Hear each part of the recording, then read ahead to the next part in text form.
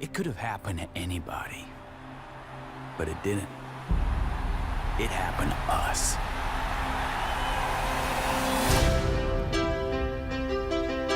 The new band is gonna be something nobody's ever seen before.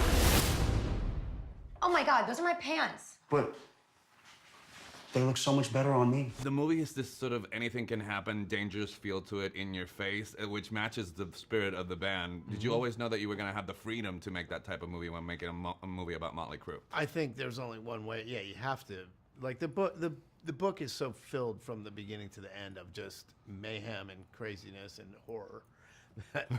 you can't do this movie half-assed. You have to go all in. Go all the way. But then sort of filming is controlled chaos, but then you sort of have to encourage your actors to sort of go for it. So is that contradictory? How did you manage to throw that on in front of the camera? Yeah, luckily we had enough time together in New Orleans before we started shooting. We had almost 2 months, I think, of just preparation and forming these guys into the family and gang that they needed to become.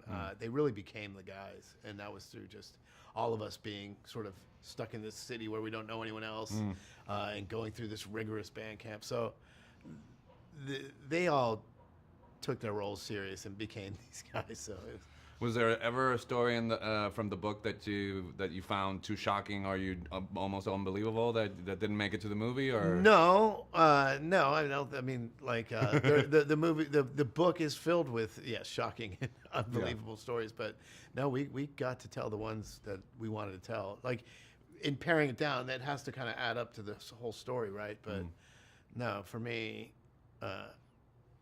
I always wanted to do the Aussie scene. It was really important to get that was one. Non-negotiable. Right. Non-negotiable. That was never going to get cut, right? Right. Yeah. So that was. So let me ask you this: was it energizing or a challenge as you as a director that the movie constantly switches narrators? Because I would imagine you shot it out of sequence, and suddenly you have to figure out, okay, I'm in Nikki's head.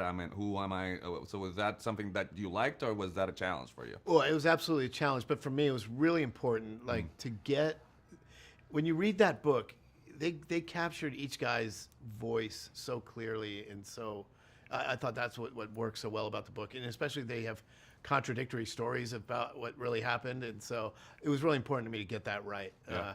And so as we were writing the script and putting this all together, we always knew that was going to happen, but it was difficult to do. Right. Do you think like a band like Motley Crue could?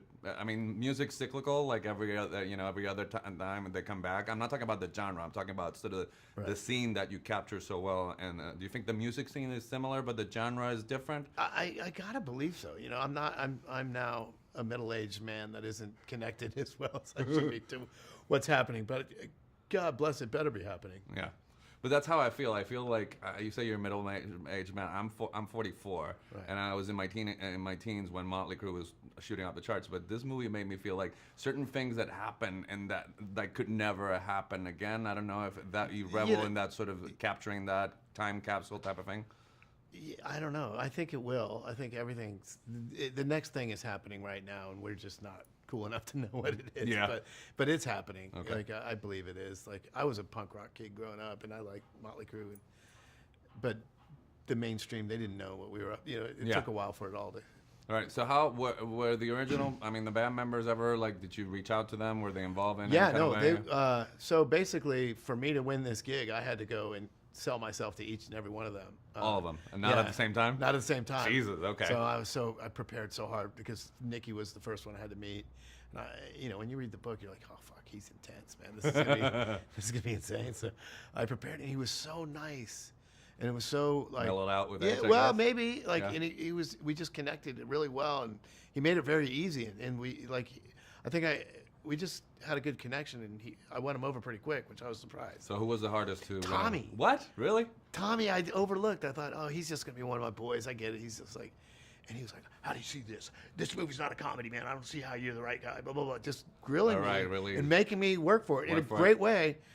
And then I'm leaving that interview, getting in my car, and I get this text from him. He's like, dude, this is going to be awesome. I'm like, where were you 5 minutes ago when I was getting grilled up there? So that probably helped you in putting him on screen, too. Yeah. All right, man. My time's up, but the movie's awesome. Oh, I appreciate it, man. Thank you. You guys have a good day.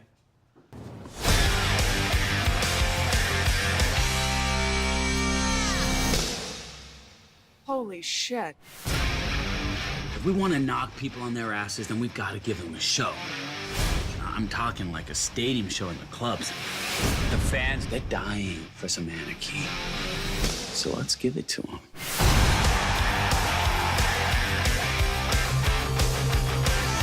I work for Elektra Records.